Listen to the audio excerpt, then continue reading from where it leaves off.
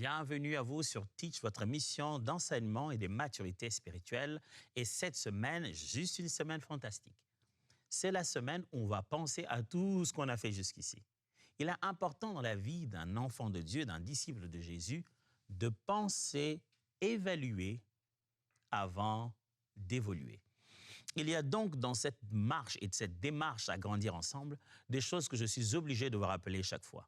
Il est important de s'évaluer, d'évaluer ce que l'on fait avant d'évoluer, de regarder d'où l'on vient, de faire un bilan avant de prendre encore d'autres initiatives dans la direction qui nous attend. On va passer toute cette semaine à grandir dans notre façon de nous évaluer. On reconnaît quelqu'un de mature et qui va aller loin dans la vie dans sa capacité à prendre du temps à part pour réfléchir sur ce qu'il a fait, c'est ce qu'il doit faire et c'est ce qu'il fera demain. Et si l'on veut vraiment grandir, il faut qu'on touche à cette question. Aujourd'hui, nous allons parler du fait de faire un bilan avec le Saint-Esprit. Comment poser la boussole à son endroit. Il ne s'agit pas de juste faire le bilan. Non, il s'agit de le faire avec le Saint-Esprit parce que je vous assure, si vous essayez de faire ça vous-même sur vous, ça ne donne pas toujours les résultats réellement escomptés. Alors, let's teach. Grandissons ensemble.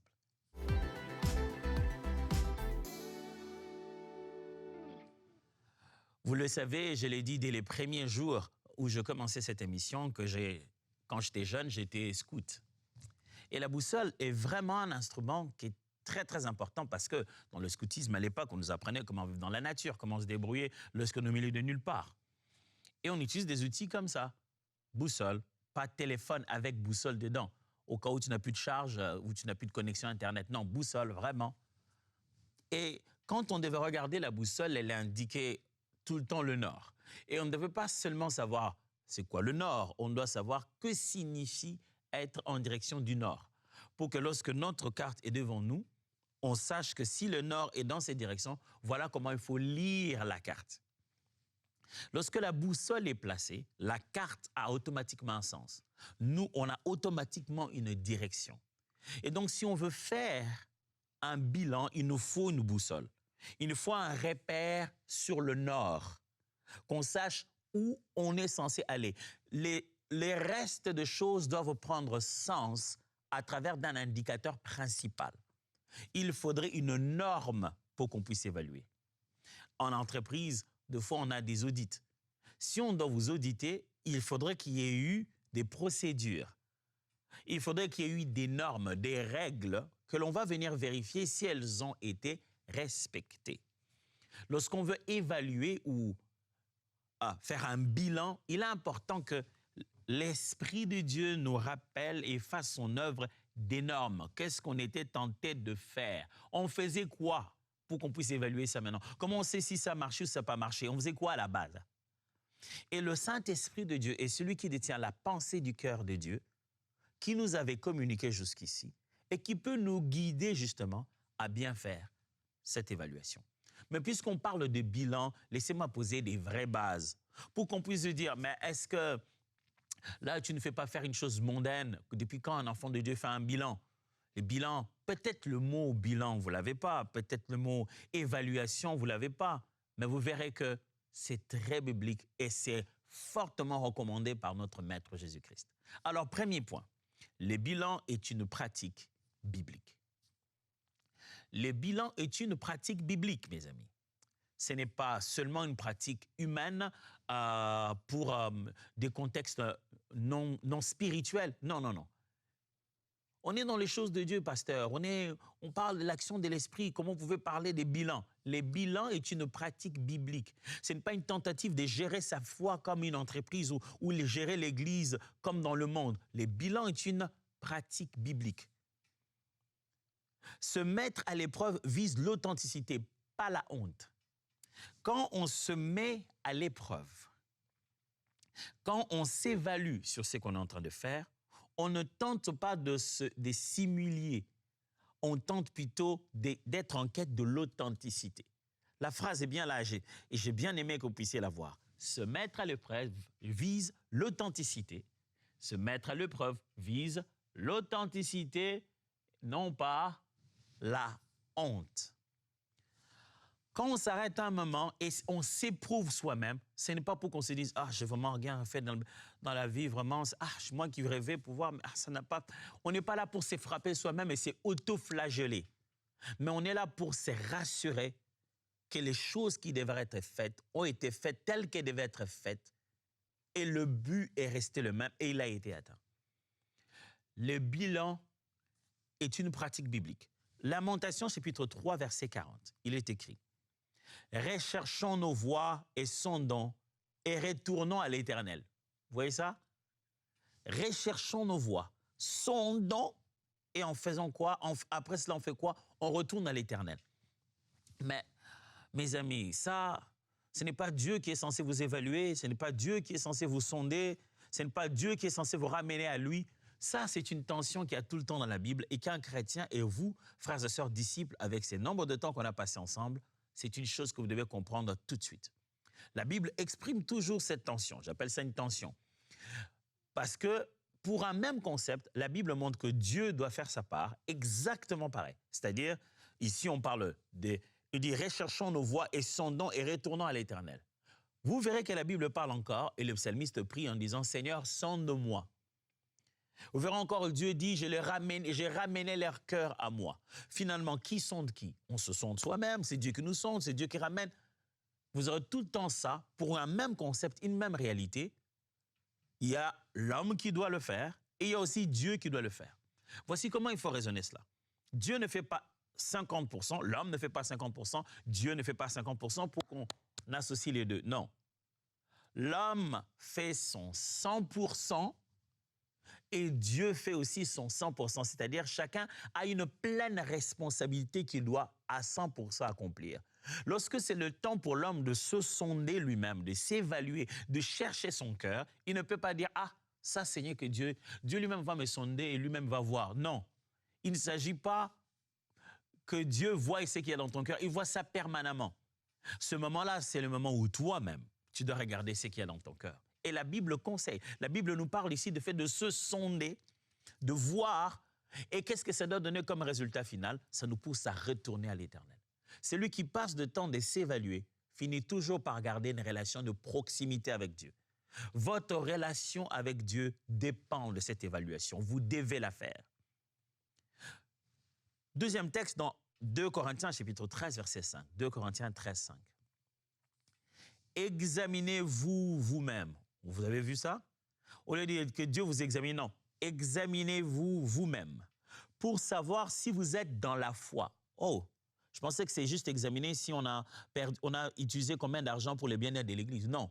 Examinez si vous êtes dans la foi. La foi qui est immatérielle, qui est spirituelle, qui est à l'intérieur. Mais on peut examiner si vous êtes dans la foi. Éprouvez-vous vous-même. Ne reconnaissez-vous pas que Jésus-Christ est en vous? À moins peut-être que vous ne soyez réprouvés. Paul est en train de parler aux Corinthiens, il dit, faites cette auto-évaluation. Examinez-vous vous-même si vous êtes encore dans le droit chemin. Frère, il n'y a pas un plus grand danger dans la vie que de penser qu'on ne peut pas se perdre. Celui qui croit qu'il ne peut jamais se perdre est peut-être déjà perdu. La Bible explique ça en disant que celui qui croit être debout fasse attention de tomber. Même quand on marche dans cette foi chrétienne, on est rassuré de notre salut, de notre éternité. Mais il y a cette conscience selon laquelle il est possible de se laisser séduire. Il est possible que l'on commence à laisser entrer dans nos cœurs une faiblesse. Il est possible qu'on arrête de persévérer. Alors pour ça, il est important de se auto-évaluer. Pas pour voir combien on est un piètre chrétien, on dit « Ah, j'ai prié que 15 minutes par journée, vraiment, je n'ai pas été bon. » Ce n'est pas la honte qu'on veut, mais c'est l'authenticité. C'est vérifier si on est toujours dans la bonne voie.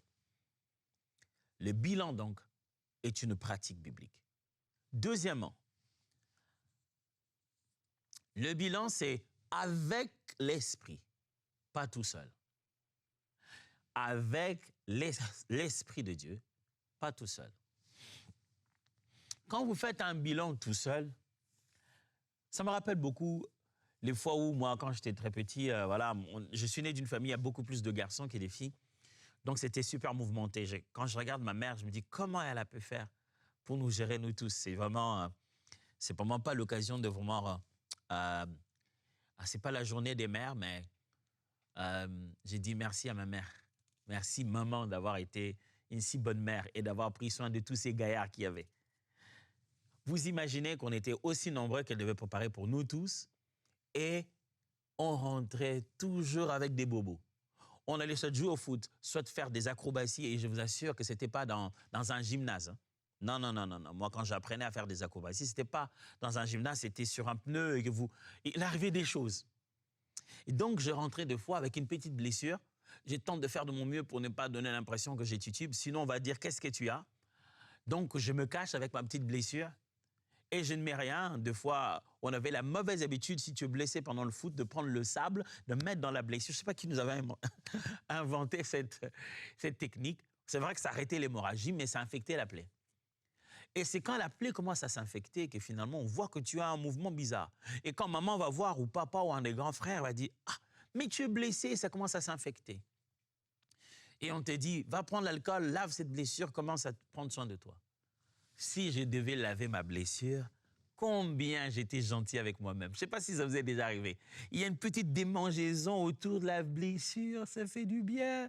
Tu as envie de te gratter, surtout quand ça commence à sécher. Tu as envie un peu de te gratter et à force de gratter, la petite peau sèche là, qui avait bloqué le saignement, poup, tu l'enlèves encore. J'étais très gentil avec ma blessure. Et à force d'être très gentil avec ma blessure, ça s'infectait davantage. Parce que je ne pressais pas assez, parce que je ne mettais pas ce qu'il fallait mettre avec la rigueur qu'il faut.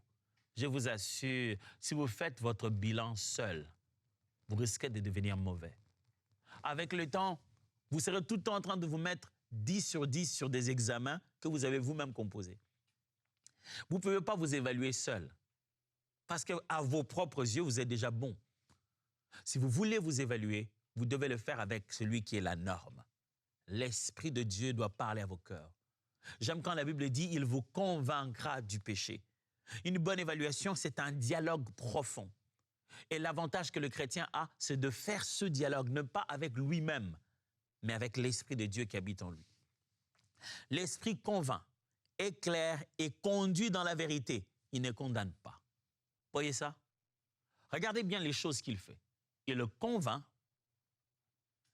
il éclaire et il le conduit dans la vérité. Quand vous êtes avec le Saint-Esprit, c'est un dialogue. Il réussit à te faire comprendre que ce n'est pas en vain que tout le monde dit de la même chose de toi. Non, ils sont juste jaloux. Comment le monde entier, même une personne qui vient te voir il y a 5 minutes, celle-là aussi, elle est jalouse. L'Esprit finit par avoir le meilleur argument, plus que ta femme et ton mari, ton patron et tes amis. Laisse-toi être convaincu par l'Esprit. Mais laisse-toi aussi éclairer. Il y a des choses dans la vie, on ne les fait pas parce qu'on a mauvais cœur ou bien on est insensible, juste qu'on ne l'a pas vu comme il doit être vu, parce qu'on n'a pas l'éclairage suffisant dans ce domaine-là. De fois, on ne demande qu'à comprendre. Ce n'est pas qu'on est buté, mais on veut comprendre. Les gens nous balancent des arguments, mais on n'arrive pas toujours à voir. L'Esprit, il est clair pour que tu vois ce que tu ne voyais pas. Faire ton bilan avec l'Esprit, c'est faire « Ah, mais moi j'ai toujours cru… » Ça va faire ce moment d'illumination, mais il va te conduire aussi. Il ne te donne pas seulement la capacité de comprendre ton état actuel, mais il te donne aussi la direction de là où tu dois aller. Jean chapitre 16, au verset 13. Jean 16, 13. Quand le Consolateur sera venu, l'Esprit de vérité, il vous conduira dans toute la vérité, car il ne parlera pas de lui-même, mais il dira tout ce qu'il aura entendu et il vous annoncera les choses à venir. Il vous conduira dans toute la vérité, le Consolateur, l'œuvre du Saint-Esprit de nous convaincre, de nous conduire. C'est cette œuvre-là qui nous permet de faire notre bilan. Je sais que tu es conducteur de louange, tu es pasteur, tu es serviteur, servante de Dieu, tu es à l'église, tu es intercesseur, protocole, tu es à la sécurité, aux médias. D'ailleurs, tu fais peut-être rien aussi à l'église. À toi seul, tu ne pourras pas le faire seul. Rien en toi ne va te demander de changer ton état actuel. Rien du tout. Tu te sens suffisamment bien. Tu n'es pas aussi mauvais que ça. Tu as 2-3 choses à changer. C'est comme ça que nous, tous les êtres humains, on pense. On pense qu'on n'est pas si mauvais que ça. On a juste 2-3 petites choses qu'on devrait changer. On est un peu négligent. Si on s'y mettait vraiment à fond, on ferait mieux. Mais on est tellement des êtres humains remplis de faiblesses et d'incapacités. On ne comprendra pas comment évaluer les choses si nous ne sommes pas aidés. Romains 12, verset 2. Romains 12, 2. Ne vous conformez pas au siècle présent, mais soyez transformés par le renouvellement de l'intelligence, afin que vous discerniez quelle est la volonté de Dieu, ce qui est bon, agréable et parfait. Le renouvellement de l'intelligence. Le Saint-Esprit de Dieu opère en nous une transformation de mentalité, de renouvellement de l'intelligence. Sans lui, nous ne pouvons pas faire un bilan efficace. Alors, bilan, oui, mais avec l'Esprit, pas tout seul. Troisièmement, la méthode 3R. Il existe une méthode dont ces 3R sont le moyen de pouvoir se souvenir facilement. 3R, c'est chaque R pour le verbe à conjuguer en premier. La méthode de 3R peut beaucoup vous aider à vous évaluer, à faire votre bilan. Du reste, durant toute cette semaine, on ira vraiment en détail. Personne n'aura le droit de dire « Ah, mais je vais bien me faire un bilan, mais je commence par où ?» On saura exactement par où commencer. Mais justement, en parlant des bilans, partageons déjà la méthode de 3R. R pour rendre grâce pour les traces de Dieu dans votre vie. R pour recevoir la lumière sur ce qui cloche. R pour répondre par une décision concrète, simple mais puissant. Les 3 R sont quoi? Rendre grâce, recevoir la lumière, répondre à une décision concrète. Rendre, recevoir, répondre. Rendre quoi? Des actions de grâce à Dieu. Quand vous voulez faire un bilan, commencez par rendre des actions de grâce. Bénir Dieu, reconnaître que sans lui, vous ne pouvez rien faire. Même le fait de s'arrêter là pour faire un bilan, c'est la grâce de Dieu. C'est vraiment la faveur de Dieu. Commencez par rendre des actions de grâce. Après, recevoir de la lumière. Si vous avez rendu des actions de grâce à Dieu, recevez de lui de la clarté sur votre situation. Qu'il éclaire ce qui cloche. Là où il y a des points, des zones d'ombre, on a besoin de sa lumière. Et le troisième R, c'est de répondre. Vous rendez, vous recevez et vous répondez, vous réagissez à tout ça. Répondre avec une décision concrète, simple mais puissante. Après avoir rendu grâce à Dieu et que Dieu ait donné de la lumière dans votre situation, vous faites quoi maintenant? Quelle est l'action que vous allez concrètement poser pour tout changer? Ça doit être une action simple. Ne vous compliquez pas la vie. Moi, j'ai vu des gens faire des bilans et dire de tout ce que je vis de ma vie, à partir d'aujourd'hui, je prierai chaque jour, je ferai 3 veillées par semaine, je prierai 2 heures. Non, non, non, non, non, non. Ça, ce sont des décisions irréalistes pour quelqu'un qui travaille en tant que conducteur de grands cars et qui va déposer de gros véhicules dans les entrepôts. Ton emploi du temps est déjà monstre. Pourquoi tu veux te mettre un joug que tu ne pourras pas respecter? Des décisions simples, mais qu'on va respecter. Je répète la méthode de 3R.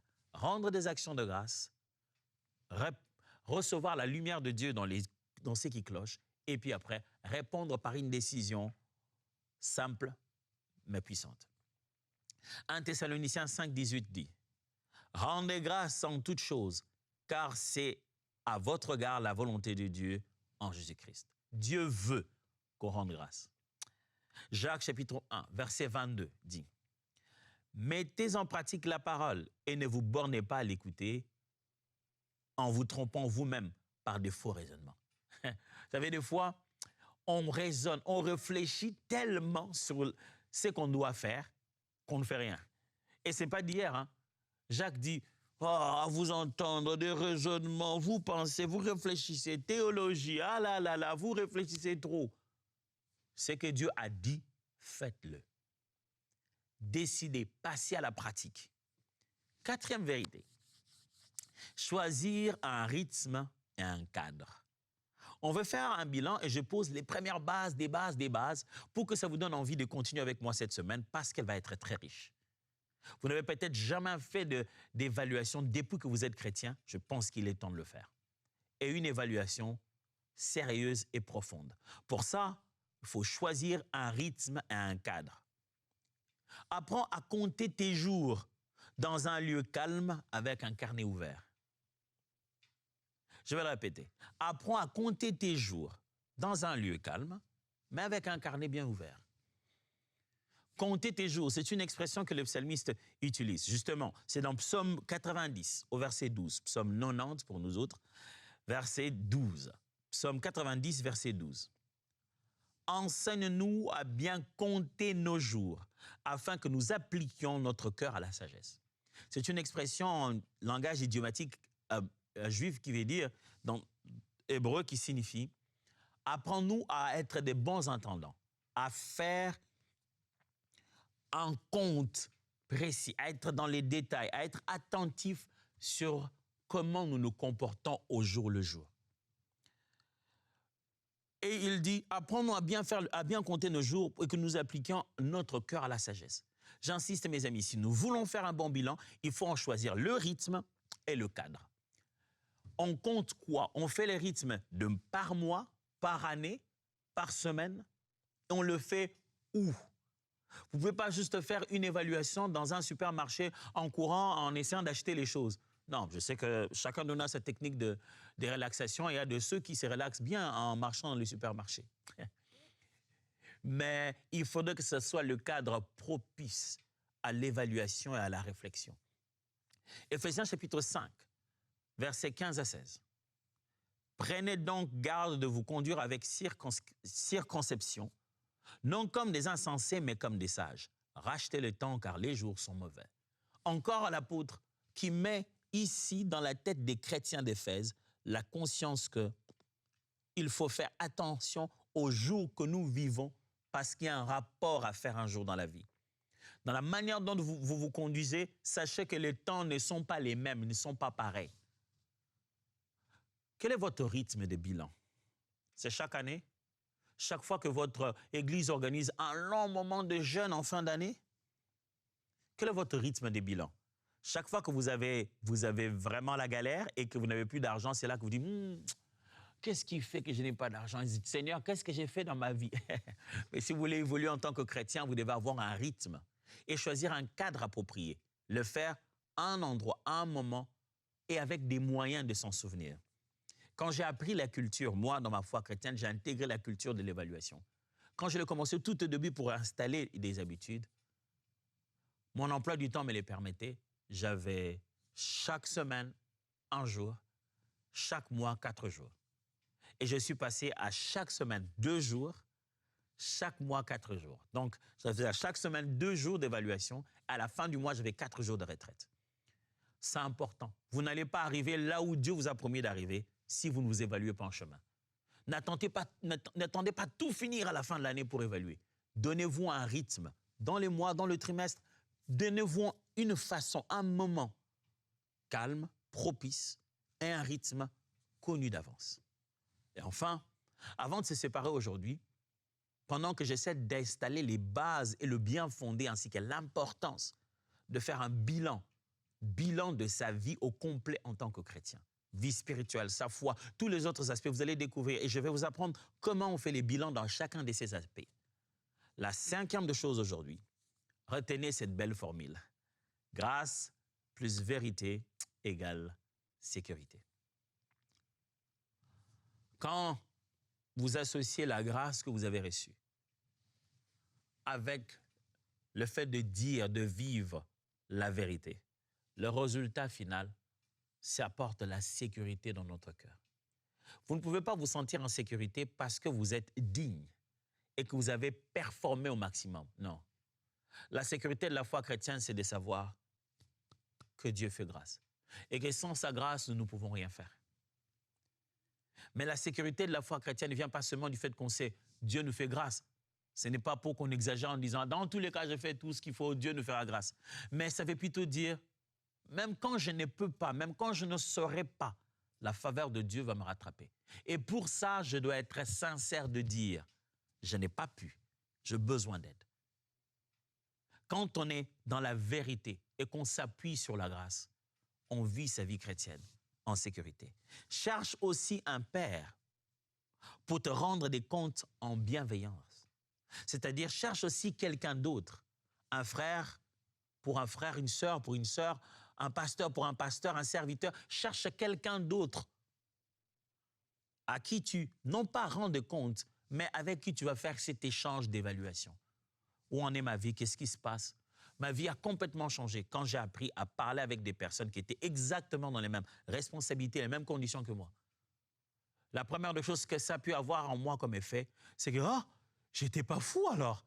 Vous savez pas ça. Combien ça fait du bien de se rendre compte que ce qui passait dans ta tête ne se passe pas que dans ta tête. Ça se passe dans la tête d'autres personnes aussi. Et encore, bonne nouvelle, ces personnes-là en ont trouvé des solutions. Ça fait du bien de se rendre compte que là où on se trouve, c'est pas la fin. D'autres sont passés, pas arrivés, passés par là. Ils sont arrivés et ils ont dépassé ces niveaux et ils ont de la sagesse à revendre. La grâce de Dieu, quand elle est associée à l'authenticité, à la vérité, ça produit toujours une sécurité. Sache que quand tu vas t'évaluer, ce n'est pas pour savoir combien tu es digne. C'est pour découvrir combien la grâce t'a soutenu. Et pour ça, tu dois être sincère, véridique, avec toi-même. Et quelquefois, vaut mieux le faire avec quelqu'un devant toi. La Bible dit, confessez-vous les péchés les uns des autres. Romains chapitre 8, verset 1 dit, il n'y a donc maintenant aucune condamnation pour ceux qui sont en Christ. Mes amis, l'évaluation, ce n'est pas une condamnation. L'évaluation, c'est l'appréciation de la grâce. On ne s'évalue pas pour montrer combien on n'a pas été bon. On s'évalue pour se rendre compte combien, malgré tout, Dieu nous a soutenus. Proverbe 27, 17 dit, comme le fer aiguise le fer, ainsi un homme excite la colère d'un homme. Mais plus profondément, la suite montre combien, au contact de l'un et de l'autre, on devient meilleur. Si vous n'arrivez pas à faire cette évaluation seul, appelez un frère, appelez une sœur, appelez quelqu'un d'autre en qui vous avez confiance. Parlez. Posez-lui des questions. Que penses-tu de moi? Que penses-tu que tu dois changer? Je pense ici de moi. Qu'est-ce que toi tu crois? Il ne va pas te dire la vérité, mais il te dira une vérité. Il ne va pas t'évaluer comme Dieu t'évaluera. Dans tous les cas, ce n'est qu'un homme. Il ne me connaîtra pas comme Dieu me connaît. Oui, je suis totalement d'accord avec toi. Mais tu as besoin d'écouter ce que ces hommes disent. Et qu'est-ce qu'ils ont à dire dans ton ministère et pour ton lendemain. On va passer une bonne semaine. Oh, ça va être une semaine de vérité. Oui. C'est bon de suivre cette semaine seul dans la voiture ou quelque part parce que tu dois prendre des notes pour toi, parce qu'il y a des choses, quand tu les entends, tu dois dire ça c'est moi tout craché. Il faut que je fasse quelque chose. Cette semaine, je veux vraiment vous pousser à l'action en commençant par une vraie réflexion intense pour pouvoir aboutir à quelque chose de grand et de transformatrice. Je crois qu'après cette semaine, les vies vont être totalement bouleversées. Je tiens aussi à vous dire merci. Vous savez que c'est devenu une très bonne habitude entre vous et moi, de toujours être reconnaissant. Merci à vous tous, partenaires de EMCI TV, d'où que vous soyez, où que vous m'entendiez. Merci pour ce que vous faites pour cette œuvre. Merci de contribuer et de rendre cette œuvre ce qu'elle est, tout le jour. Quand j'entre chaque fois dans cet endroit, je vois combien je suis béni de travailler dans un cadre comme celui-ci et de faire avancer le royaume. Et merci de nous donner dans ce moteur de l'essence pour pouvoir accomplir cette œuvre avec autant de différences. Et à vous tous qui me suivez maintenant, d'où que vous me suiviez, que vous suivez cette vidéo coupée ou découpée, en passant, en audio, il est possible de commencer à le suivre intégralement n'importe où que vous puissiez être. Il suffit simplement d'aller sur notre chaîne YouTube EMCI TV et de pouvoir vous abonner dessus. Et s'il vous plaît, n'oubliez pas de cliquer sur cette cloche pour que vous puissiez avoir les notifications en n'importe quel moment et vous sachiez ce qui se passe, à quel moment et qu'est-ce qui se passe, où, comment pour cette chaîne EMCI TV. Aujourd'hui, j'ai envie de le dire encore à la fin. Let's teach. Grandissons ensemble. Dieu vous bénisse.